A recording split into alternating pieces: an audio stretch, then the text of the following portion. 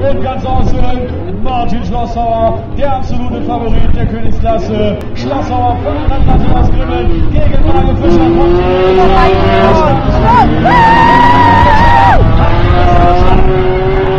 mit einer Wahnsinns-Reaktionszeit übernimmt er erstmal die Führung. Schlossauer ist auf der Außenbahn. Mario Fischer findet eine gute Linie und er geht Hände weg! Albrecht,